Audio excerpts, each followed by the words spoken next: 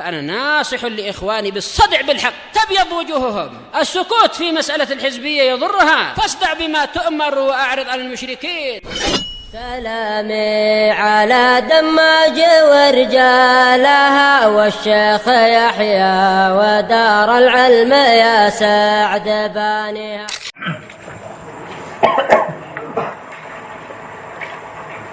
نحمده تعالى ونستعينه ونستغفره ونعوذ بالله من شرور أنفسنا ومن سيئات أعمالنا. من يهده الله فلا مضل له ومن يضلل فلا هادي له. وأشهد أن لا إله إلا الله وحده لا شريك له وأشهد أن محمدا عبده ورسوله صلى الله عليه وعلى آله وسلم تسليما كثيرا. ثم أما بعد. Ikhwani fillah wa akhwati fillah, rahimani wa rahimakumullah, barakallahu fikum jami'an. Sesuai dengan susunan dari buku yang kita kaji, Ma'alim Da'wati Ahli Sunnah, setelah Allah Subhanahu wa taala izinkan kita menyelesaikannya. Namun dari cetakan ini beliau susulkan dengan melengkapkan satu buah kitab yang ditulis oleh Syekh Abu Abdurrahman Muqbil bin Hadi Al-Wadi rahimahullah dengan judul Hadhihi Da'watuna wa Aqidatuna. Pada kajian materi yang sama, materinya manhaj,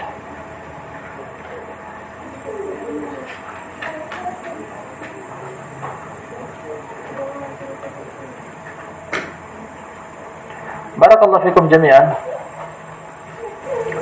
Pertama-tama, buku ini adalah buku yang sangat singkat dan ringkas. Hanya berisikan sekitar 30-an poin. Nah, kurang dari 40 poin. Beliau jelaskan secara ringkas sesuai dengan judul buku, inilah dakwah kami dan keyakinan kami.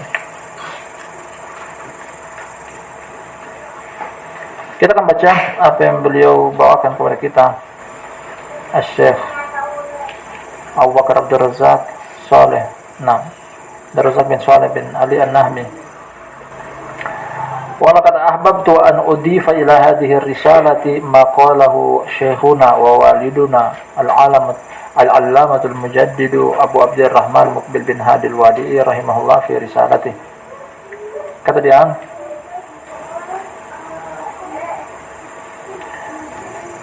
aku suka untuk melengkapkan pada pembahasan ini akan satu tulisan milik syekh kami, guru kami, orang tua kami, Al-Allamah Al-Mujaddid Abu Abdurrahman Muqbil bin Hadi Al-Wadi, semoga Allah merahmatinya, dalam kitab beliau dengan judul ini Hadhihi Da'watuna wa Aqidatuna.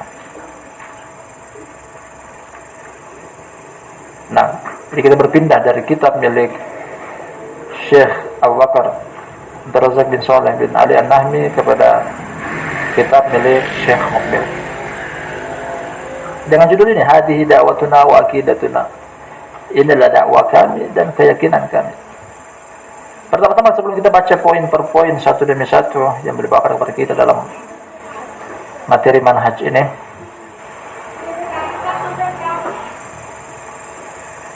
ini adalah metode Nabi sallallahu alaihi wasallam yang diperintahkan oleh Allah Subhanahu wa taala. Apa maksudnya?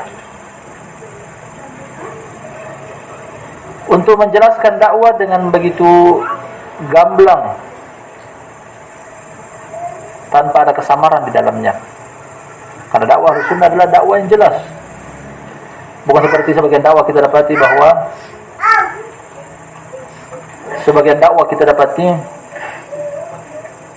terselubung di bawah tanah sembunyi-sembunyi. Bahkan sistem baiat pun kalangan rendahan tidak boleh langsung bertemu dengan atasan kecuali melalui tahapan demi tahapan. Nah, terkadang satu kelompok, satu komunitas, satu firqah kita dapati bahwasanya sekian tahun masuk dalam komunitas dakwah tersebut, namun tak pernah bertemu dengan siapa pencetusnya, siapa pendirinya. Namun hal ini menyelisih dakwahnya Nabi SAW, karena Allah Subhanahu wa taala katakan dalam Al-Qur'an, "Qul hadhihi sabili ad'u ila Allah ala basiratin ana wa man ittaba'ani wa subhanallahi wa ma ana minal musyrikin." Qul, kata Allah Subhanahu wa taala, katakanlah ya Muhammad, hadhihi sabili, inilah jalanku, ad'u ila Allah, aku menyeru, aku mendakwakan ke jalan Allah, ala basirah, di atas ilmu, di atas pengetahuan, bukan berdakwah dengan jahil, bukan dakwah dengan kebodohan, berdakwah dengan basirah. Ana wal man ittaba'ani, aku dan bersama orang-orang, dan aku dan orang-orang yang bersamaku. Wa subhanallah, apa yang didakwakan oleh Nabi SAW, Maha suci Allah, yang didakwakan adalah mensucikan Allah Subhanahu wa taala, wa ma'ana minal musyrikin, dan aku tidak tergolong orang-orang yang melakukan sekutu. Yang didakwakan oleh dakwah Nabi SAW adalah tauhid. Jadi Allah perintahkan kepada Nabi kita Muhammad SAW untuk mengumumkan kepada halayak ramai. Ini bukan dakwah yang sembunyi. Hadihi sabili, inilah dakwaku. Jadi ahlu sunnah secara terang-terangan, tidak sembunyi-sembunyi, berbeda dengan sebagian dakwah dan komunitas yang lainnya. Mereka tertutup. Bahkan tidak sembarang orang yang masuk di majelis-majelis mereka, kecuali setelah masuk dalam daftar. Maka dakwah ahlu sunnah terbuka, bebas bagi siapapun yang ingin mencari al-haq, silahkan datang.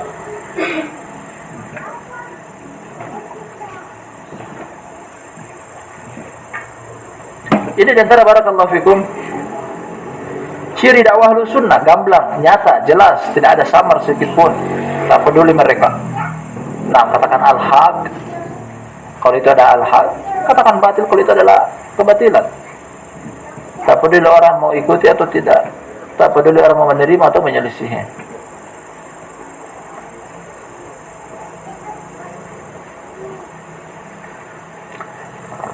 Nah, buku Syekh Mukbil rahmatullahi alaih dengan judul yang telah kita baca, Hadhihi da'watuna wa aqidatuna, inilah dakwah kami dan akidah kami. Beliau bawakan poin per poin.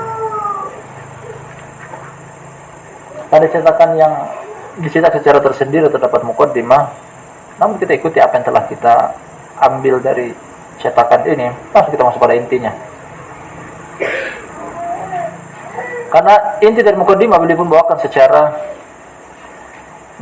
hampir mirip dengan yang di depan, bahwasanya begitu banyak pengakuan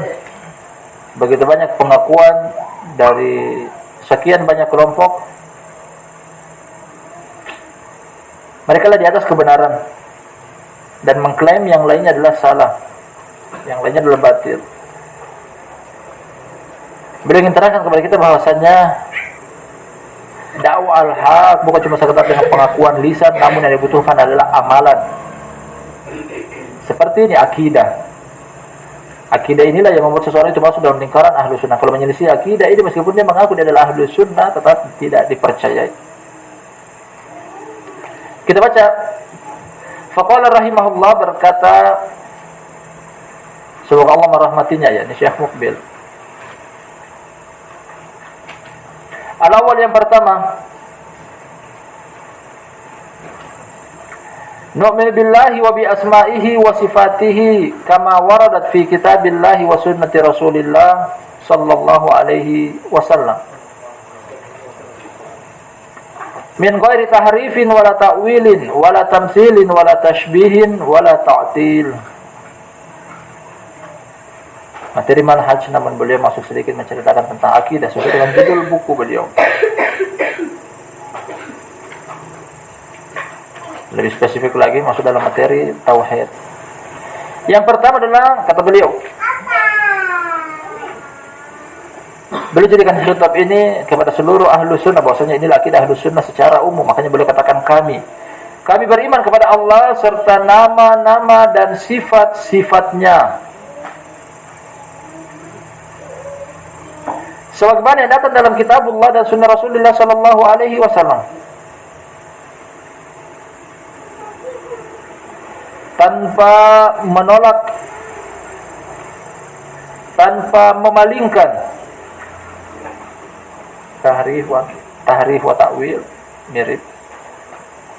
Tahrif memalingkan dari makna yang sebenarnya. Akan kita datangkan nanti dari perkataan para ulama tentang hal ini. Wala tamtsilin, tanpa membagaimanakan. Wala tasbihin, dan tanpa menyerupakan. Wala ta'tilin, dan tanpa mengingkari.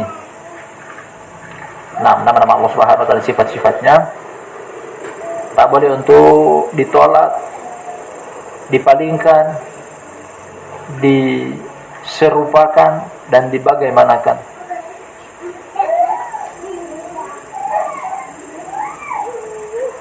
Jadi materi pertama dalam dakwah dan akidah Ahlussunnah wal Jamaah adalah ini, beriman kepada Allah. Nah, beriman kepada Allah dengan 6 rukun iman. Iman kepada Allah, namun yang paling pertama adalah beriman kepada Allah Subhanahu wa taala. Kemudian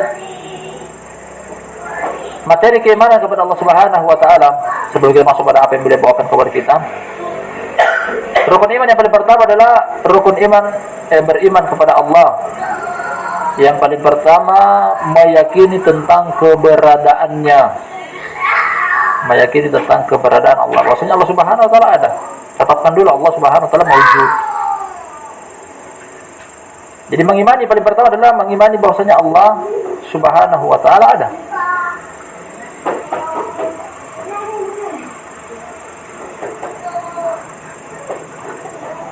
Setelah itu mengimani bahwasanya Allah Subhanahu wa taala memiliki nama dan memiliki sifat.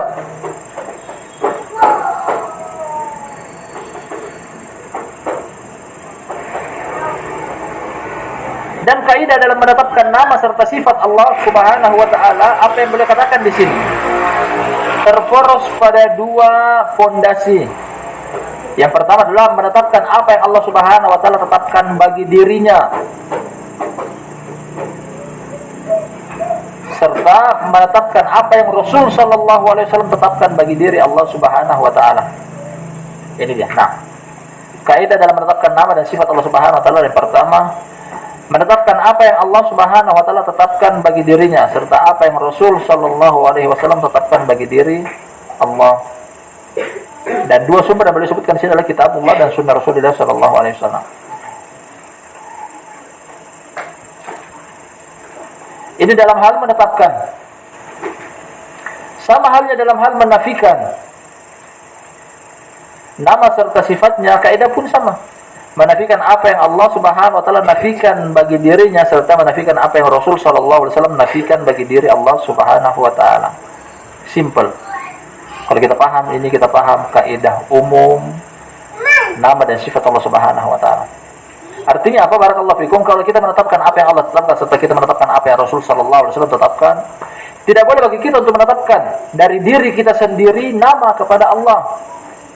Tidak boleh menetapkan, tidak boleh memberikan nama dari diri kita kepada Allah Subhanahu wa taala yang Allah tidak tetapkan, serta Rasul sallallahu tidak tetapkan kepada Allah Subhanahu wa taala. Demikian juga menafikan, tidak boleh kita nafikan sesuatu yang Allah tetapkan dan sesuatu yang Rasul sallallahu alaihi wasallam tetapkan bagi diri Allah. Kita berikan contoh kecil agar lebih paham bahwa sebagian orang menetapkan kepada Allah Subhanahu wa taala sifat yang Allah tidak tetapkan. Nama dan sifat. Seperti menetapkan Allah Subhanahu wa taala memiliki nama Bapa.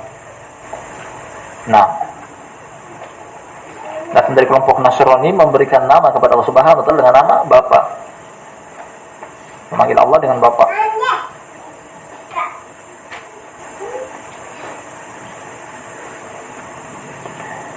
Dan lafaz Bapa, barakallahu fikum, mereka tetapkan kepada Allah Subhanahu wa taala, kita tidak pernah jumpai dalam lafaz Al-Qur'an serta dalam lafaz sunnah. Oleh karena itu tidak boleh untuk tetapkan. Sebentar lagi mereka menetapkan bahwasanya Allah Subhanahu wa taala memiliki sifat bosan. Mereka mengatakan bahwasanya Allah telah bosan melihat keadaan umat manusia. Ini pun tidak ada lafaz bosan dalam Al-Quran dan dalam lafaz hadis. Artinya tidak boleh kita tetapkan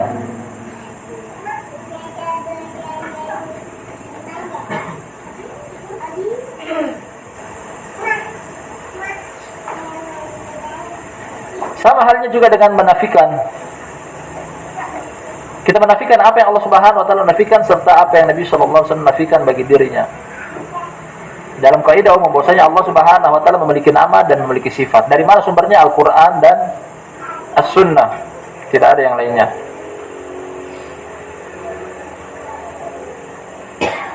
Kemudian dalam penetapan barakallahu fikum, penetapan nama Allah Subhanahu wa taala, ada kaidah lain yang disebutkan oleh Syekh Ibnu Utsaimin rahmatullahi alaihi dalam kitab beliau Qawaidul Musla.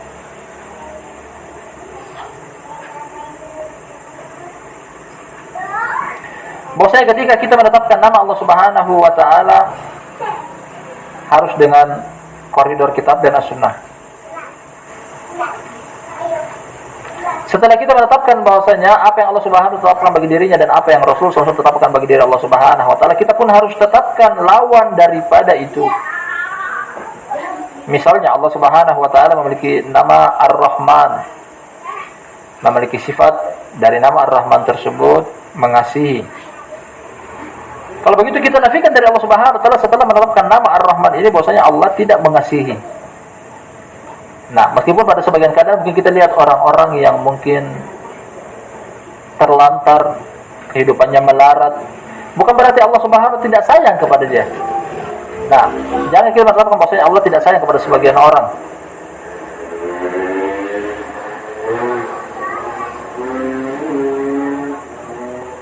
Demikian juga dalam hal menafikan. Ketika Allah menafikan sesuatu bagi dirinya serta Rasul SAW menafikan bagi diri Allah Subhanahu wa taala, kita harus tetapkan sifat sempurna di balik penafian tersebut. Allah menafikan bagi dirinya, kata Allah Subhanahu wa taala, la ta'khuduhu sinatun wala naum. Allah tidak terserang rasa ngantuk, bahkan Allah tidak tidur. Nah, ini Allah Subhanahu wa taala nafikan bagi diri Allah. Kalau begitu kita tetapkan sifat kesempurnaan bagi diri Allah Subhanahu wa taala bahwasanya Allah Maha tegak berdiri, tidak capek, tidak istirahat. Maka dalam ayat-ayat yang lain kata Allah Subhanahu wa taala, Allahu la ilaha illa huwal hayyul qayyum. Al-hayy artinya adalah Maha hidup serta menghidupkan yang lain. Al-qayyum Maha tegak serta menegakkan yang lain. Meskipun barakallahu fikum pada sebagian makhluk disifati juga dengan sifat yang sama, hanya saja berbeda dengan sifat Allah Subhanahu wa taala.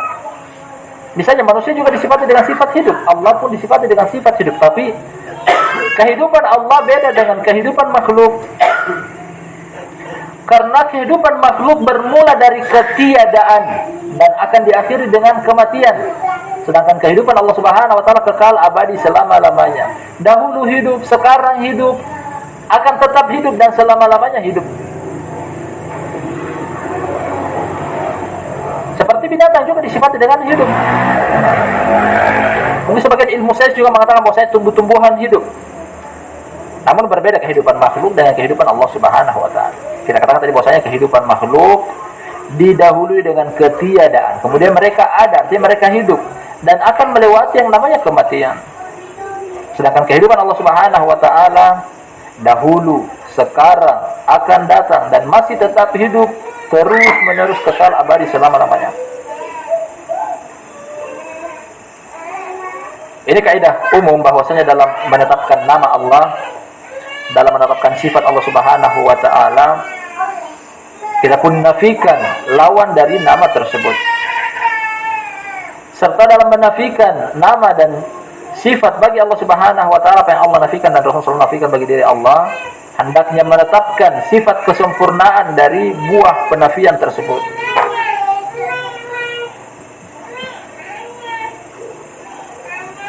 Barakallahu fikum jami'an. Kemudian sifat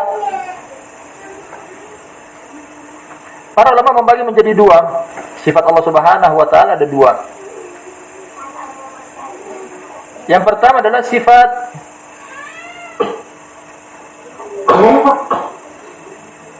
Zatiyah.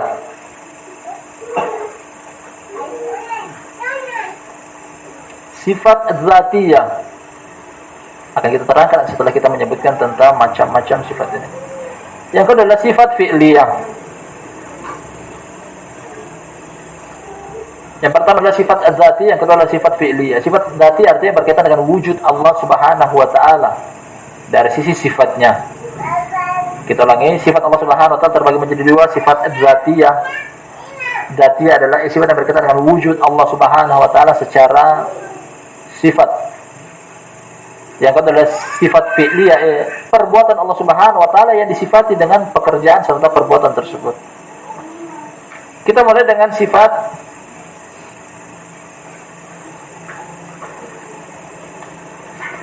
dzatiyah. Ciri khas dari sifat dzatiyah adalah bahwasanya Allah Subhanahu wa taala bersifat dengan sifat tersebut terus menerus selama-lamanya, abadi kekal, selalu menempel padanya. Sifat dzatiyah seperti sifat Allah Subhanahu wa taala memiliki mata. Allah Subhanahu wa taala memiliki tangan. Allah Subhanahu wa taala memiliki jari jemari. Allah Subhanahu wa taala memiliki betis. Allah memiliki kaki dan semisalnya. Yang kesemuanya ini yang kita sebutkan di depan ada dalilnya dari kitab dan sunnah. Allah Subhanahu wa taala memiliki mata. Kata Allah Subhanahu wa taala, tajri bi ayunina jazaan liman kana kufir. Juga kata Nabi sallallahu alaihi wasallam dari hadis Abu Hurairah, Inna rabbakum laysa bi'awar wa inna dajjal a'war ainuhu yumna ka'annaha inabatun tawfiyah. Kata Nabi sallallahu alaihi wasallam, sesungguhnya Rob kalian matanya tidak picek sebelah, adapun Dajjal matanya picek sebelah, seakan-akan buah anggur yang menonjol mau keluar.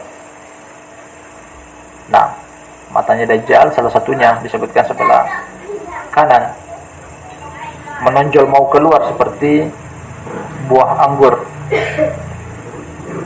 Dari hadis yang barusan kita baca, bahwa penetapan Allah Subhanahu wa taala memiliki mata. Kapan Allah bersifat dengan sifat mata? Dari dahulu, sekarang, akan datang dan seterusnya, abadi selama-lamanya.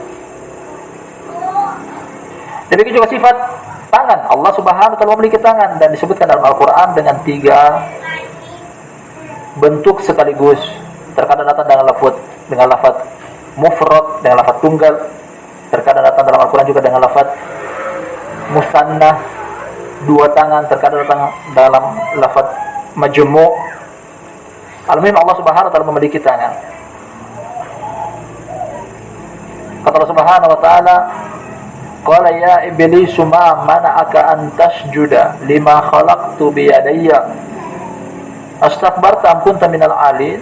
Kata Allah Subhanahu wa taala, wahai iblis, kenapa gerangan engkau tidak mau sujud dengan makhluk yang aku ciptakan dengan kedua tanganku? Apakah engkau termasuk orang-orang sombong atau mau meninggikan diri? Nah, Allah sebutkan maksudnya Allah memiliki tangan dan dalam Al-Quran. Allah Subhanahu wa taala memiliki jari jemari. Ini pun termasuk dalam sifat zatiyah. Dalam hadis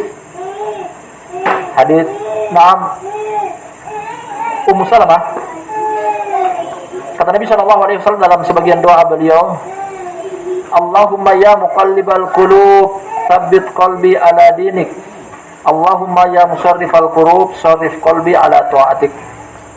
Wahai zat yang maha membolak-balikan hati, kokohkanlah hatiku di atas agama engkau. Wahai zat yang maha memalingkan hati, palingkanlah hatiku di dalam agama engkau. Terus istri beliau bertanya, ya Rasulullah,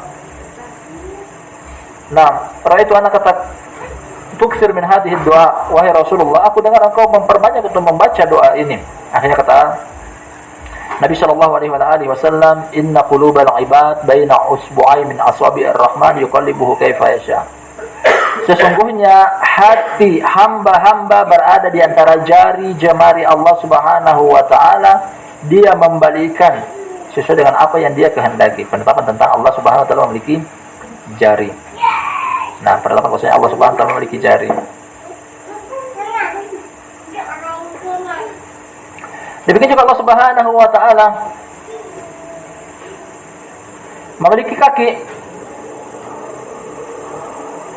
Datang dalam hadis ketika neraka jahanam meminta kepada Allah Subhanahu wa taala, hal min mazid, neraka berkata, meminta kepada Allah Subhanahu wa taala, masih adakah orang yang mau masuk ke dalamku? Nah, sudah banyak masuk penduduk neraka ke dalam neraka, namun neraka selalu meminta tambahan, meminta tambahan, meminta tambahan. Kata Nabi SAW dari hadis Ibnu Abbas bahwasanya hatta yadau ar-Rahman qadamah faqala qatin, sampai Allah Subhanahu wa taala meletakkan kaki dia. Nah, Ar-Rahman meletakkan kaki dia di dalam neraka, kemudian neraka mengatakan cukup.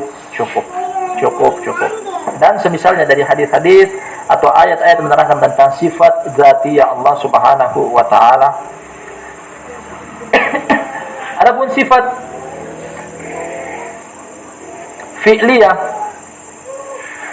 kita masih menyinggung tentang sifat tadi, sifat zatiyah. Adapun sifat fi'liyah seperti Allah Subhanahu wa taala berbicara, Allah Subhanahu wa taala memberikan rezeki, Allah Subhanahu wa taala meninggikan derajat dan merendahkan derajat, Allah Subhanahu wa taala melihat, mendengar, berbicara dan semisalnya. Nah, Allah memiliki sifat kalam. Allah Subhanahu wa taala, wa kallamallahu Musa taklima. Allah mengajak berbicara Musa dengan sebenar-benarnya. Allah juga memiliki sifat mendengar dan melihat dan seterusnya, dan sifat-sifat fi'liyah. Nah, artinya sifat pekerjaan. Allah bekerja. Dalam surat Ar-Rahman kata Allah Subhanahu wa taala,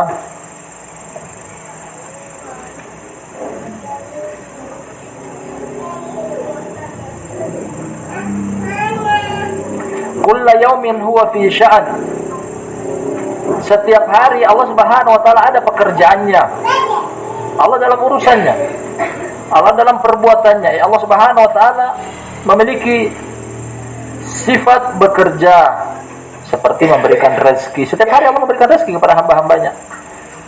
Nah, Ar-Rahman memiliki sifat menyayangi, mengasihi. Itu sifat pekerjaan. Allah setiap hari menyayangi hamba-hambanya, mengasihi hamba-hambanya. Dan seterusnya dan sifat. Ini dia dua sifat Allah Subhanahu wa taala yang kita tetapkan bahwasanya Allah memiliki sifat pertama zatiyah, yang Allah mensifati dirinya dengan sifat tersebut kekal abadi selama-lamanya, tidak pernah hilang sifat tersebut. Yang kedua adalah sifat yang kapan Allah Subhanahu wa taala bersifat dengan sifat tersebut, Allah melakukan, perbuat. Kapan Allah tidak mensifati dirinya dengan sifat tersebut, Allah tidak lakukan. Seperti berbicara, karena berbicara. Seperti melihat, mendengar, memberikan rezeki dan seterusnya.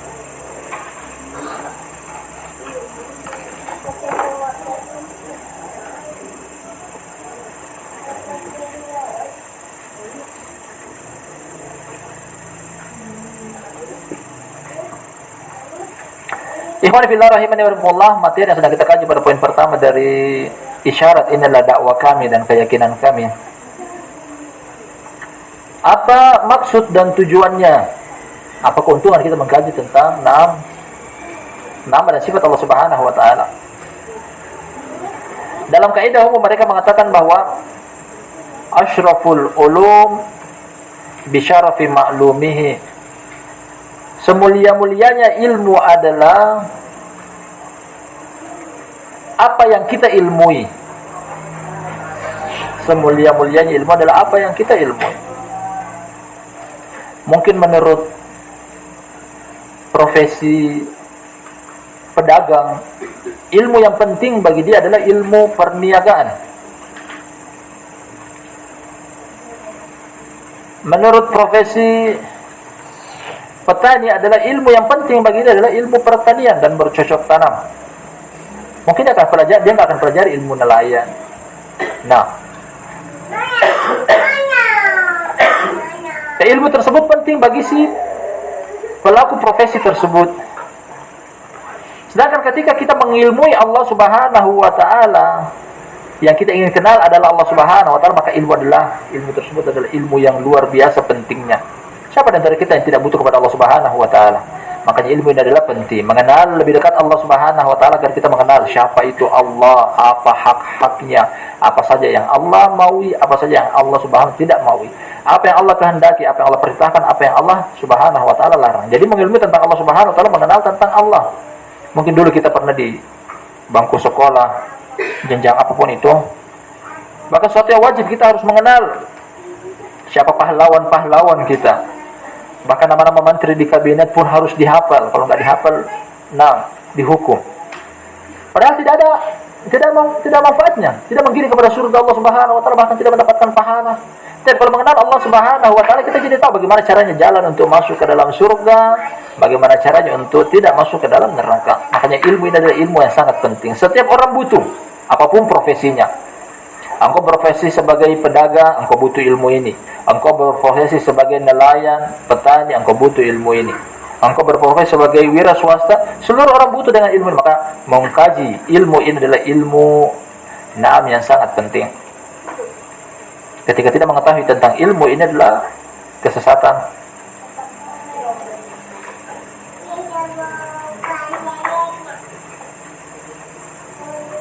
Karena wajib bagi kita untuk mengenal Allah Subhanahu wa taala. Semakin dekat kita mengenal Allah Subhanahu wa taala, akan semakin tinggi ilmu orang tersebut. Makanya Allah Subhanahu wa taala mensifati orang-orang yang takut kepada Allah adalah orang-orang yang mengilmui siapa itu Allah. Innama yakhsyallaha min ibadihi ulama. Sesungguhnya saja orang yang paling takut kepada Allah Subhanahu wa taala dari kalangan para ulama, karena tingginya ilmu mereka tentang siapa itu Allah. Orang masih suka menyelisihi perintah Allah Subhanahu wa taala karena bisa jadi dia belum kenal siapa itu Allah.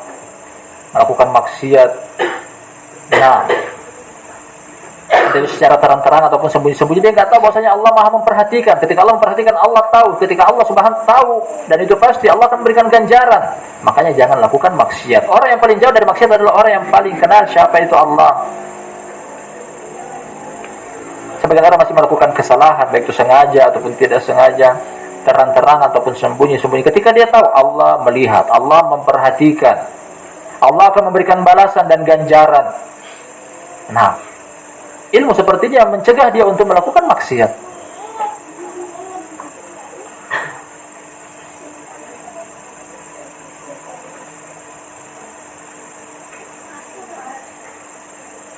Barakallahu fikum jami'an. Dalam menetapkan nama serta sifatnya, beliau sebutkan kepada kita di sini dua masdar.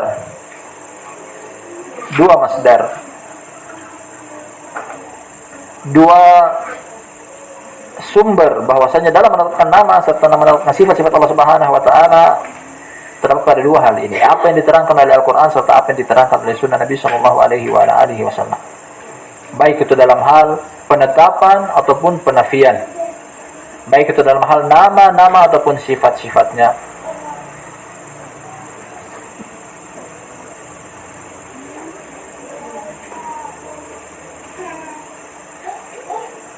Kita akan terangkan pada baris kedua dari poin yang pertama ini. Min ghairi tahrifin. Ada 4 atau 5 pembahasan di sini yang butuh untuk penjelasan lebih panjang.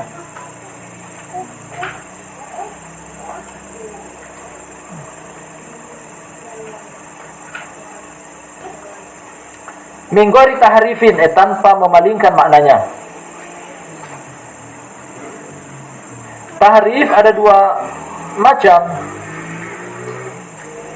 Artinya memalingkan ada dua macam. Baik kita dipalingkan adalah lafadznya ataupun artinya. Dan dua-duanya terjadi. Ini biasanya thariqahnya ahlul batil untuk menafikan nama dan sifat-sifat Allah Subhanahu wa taala. Tahrif, dipalingkan baik itu lafadznya ataupun maknanya. Seperti mereka memalingkan lafadznya. Lafaz Al-Quran mereka palingkan untuk menafikan Allah Subhanahu wa taala berbicara. Dengan pemahaman dangkal dan pendek mereka mengatakan bahwasanya Allah tidak berbicara, padahal Al-Quran mengatakan Allah berbicara. Dan mereka nafikan Allah tidak berbicara. Karena kenapa mereka mengatakan bahwasanya kalau manusia butuh, manusia berbicara butuh alat berbicara, sedangkan alat berbicara manusia terdapat pada mulut. Di mulut ada gigi, ada langit-langit, ada lidah, lisan, bibir, tenggorokan, dan seterusnya. Kalau kita menetapkan bahwasanya Allah Subhanahu wa taala berbicara, berarti Allah pun punya mulut. Nah, mereka bayangkan pada diri manusia, kalau pada diri manusia biasanya kalau terdapat gigi habis makan biasanya ada sisa-sisa makanan di gigi. Kemudian mulut terkadang juga mengeluarkan bau-bau tak sedap. Akhirnya mereka menafikan kalau begitu Allah tidak punya gigi, tidak mengeluarkan bau tak sedap, tidak punya mulut, bahkan tidak berbicara sama sekali. Dengan pemahaman dangkal seperti ini, mereka mau menyamakan antara Allah dengan makhluk. Nah, Allah Subhanahu wa taala mampu berbicara tanpa alat. Jangan disamakan dengan manusia. Barakallahu fikum, bahkan pada sebagian keadaan Allah Subhanahu wa taala menetapkan yang kita istilahkan dengan benda mati ataupun benda padat bisa berbicara tanpa alat bantu berbicara. Dalam Al-Qur'an kata Allah Subhanahu wa taala, "Wa in min syai'in illa yusabbihu bihamdihi walakin la tafqahuna tasbihahum." Tak satu pun yang berada di langit serta di bumi kecuali bertasbih mensucikan Allah Subhanahu wa taala. Hanya saja kalian wahai manusia tidak mengetahui tentang bentuk tasbihnya mereka. Tidak mengetahui tentang bentuk tasbihnya mereka. Nah, tak satu pun dari benda yang kita istilahkan dengan benda mati ini kecuali bertasbih. Dalam hadis-hadis begitu banyak menetapkan tentang hal tersebut. Nabi sallallahu alaihi wasallam awal hijrah di kota Madinah, beliau membangun masjid. Kemudian beliau berkhutbah di atas mimbar yang hanya merupakan batang pohon kurma yang dibentangkan. Beliau berdiri di atas batang pohon kurma tersebut untuk berkhutbah. Sebelum dibuatkan kepada beliau mimbar dengan 3 derajat seperti ini. Nah, kemudian sebagian para sahabat berinisiatif untuk membuatkan kepada beliau mimbar dengan 3 derajat. Akhirnya mimbar yang pertama tadi yang terbuat hanya dari batang pohon kurma yang dibentangkan ditinggalkan oleh beliau. Dia menangis. Batang pohon kurma tersebut menangis, merintih. Kemudian Nabi SAW mendengar rintihan tangisan tersebut. Beliau mendatangi bertanya, "Kenapa gerangan engkau menangis?" Dia berbicara mengatakan bahwasanya setelah engkau dibuatkan derajat mimbar dengan 3 derajat, engkau akan meninggalkan aku tidak akan bertemu lagi dengan engkau. Aku akan tertinggalkan begitu saja. Nah, kemudian Nabi SAW merangkul dia sampai tangisan dia meredam batang pohon kurma. Nah, menangis. Sedih dengan perpisahan antara dengan Nabi SAW. Bahkan ada juga dari hadits Abu Bakar Siddiq radhiyallahu anhu bahwasanya para sahabat ketika mereka makan berjamaah dari satu nampan yang sama, mereka mendengar makanan tersebut bertasbih, makanan yang kita katakan benda mati. Para sahabat mendengar makanan tersebut bertasbih. Al-muhim dari sini kesemuanya yang kita sebutkan bahwasanya ketika menyamakan antara Allah Subhanahu wa taala, dinafikan tentang Allah berbicara karena manusia berbicara butuh dengan alat berbicara seperti mulut. Mereka menyatakan bahwasanya kalau mulut akan ada bau mulutnya, kalau makan kemudian ada sisa-sisa di sela-sela gigi. Akhirnya mereka menafikan sama sekali Allah tidak punya mulut, tidak punya gigi, tidak punya bibir, akhirnya Allah tidak berbicara. Akhirnya dari sini mereka menafikan tahrif secara lafaz dari perkataan Allah Subhanahu wa taala, wa kallamallahu Musa taklima. Mereka nafikan wa kallamallaha Musa taklima. Jadi dari lafaz fa'il mereka menjadi maf'ul bi. Karena kalau kita artikan secara letterlet, wa kallamallahu Musa taklima, artinya adalah Allah mengajak berbicara Musa. Jadi Allah yang berbicara. Tapi ketika mereka jadikan dhamma menjadi fathah, namanya tahrif, mereka jadikan Allah sebagai maf'ul bi, Musa yang mengajak berbicara Allah. Jadi mereka tidak menetapkan Allah memiliki sifat untuk berbicara. Ini contoh tahrif secara lafaz.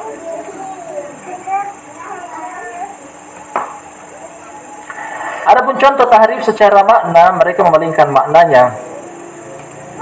Seperti begitu banyak datang dari dalam Al-Quran lafaz-lafaz yang menerangkan tentang Allah Subhanahu wa taala memiliki tangan. Allah Subhanahu wa taala memiliki tangan. Ini contoh kecil.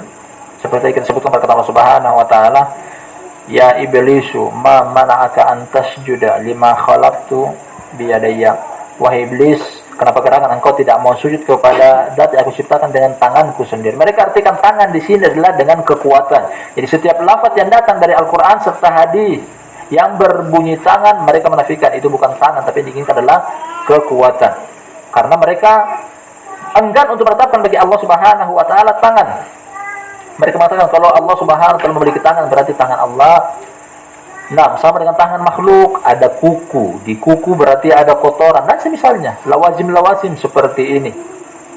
Padahal kita tetap kepada Allah Subhanahu wa taala tangan yang sesuai dengan keagungan dan kebesaran Allah Subhanahu wa taala. Jangan kita membagaimanakan, jangan kita menyamakan dan jangan kita menyerupakan. Jangankan pada Allah dengan makhluk dengan makhluk saja tidak sama. Tangan manusia dengan tangan semut tentunya beda. Tangan manusia dengan tangan, mohon maaf, kera, beda, tidak sama. Pada makhluk saja berbeda, apalagi dengan Allah Subhanahu wa taala. Allah mengatakan Allah memiliki tangan, namun jangan membayangkan bahwasanya bagaimana tangan Allah Subhanahu wa taala, sesuai dengan kebesaran dan keagungannya. Maka dalam Al-Qur'an setiap lafaz datang atau dalam hadis setiap lafaz datang berbunyi tangan, mereka menafikan itu bukan maksudnya tangan yang bersifat zat, tapi maksudnya adalah kekuatan. Bersifat kekuatan. Ini sekilas tentang apa yang sang penulis ingin ajarkan kepada kita berkaitan dengan Allah Subhanahu wa taala. Mengenal Allah Subhanahu wa taala dengan nama-nama dan sifat-sifatnya. Allah Subhanahu wa taala memiliki cara tersendiri untuk memperkenalkan dirinya, memperkenalkan jati dirinya kepada makhluk-makhluknya dengan cara seperti ini.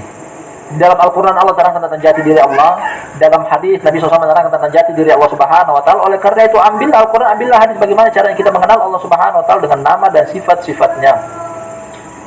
Hanya cara ini bisa kita mengenal Allah Subhanahu wa taala, tidak dengan cara yang lainnya.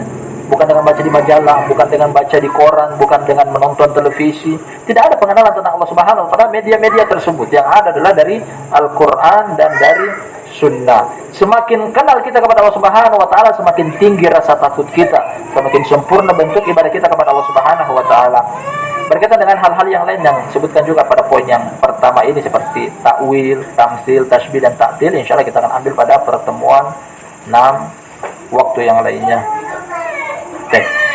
Mudah-mudahan apa yang telah kita ambil meskipun baru 1 poin pada buku ini bermanfaat. Lebih dan kurangnya mohon dimaafkan. Kita tutup dengan doa kafaratul majlis. Subhanakallahumma wa bihamdik, asyhadu an la ilaha illa anta, astaghfiruka wa atubu ilaik. Dengan ucapan mereka bahwa kita mempelajari ini dengan bukan mujasimah. Penetapan itu sendiri muhdats. Dalam artian kita adalah mujasimah. Mereka yang menetapkan bahwasanya Allah Subhanahu wa taala tidak punya jasad. Artinya tidak punya wujud.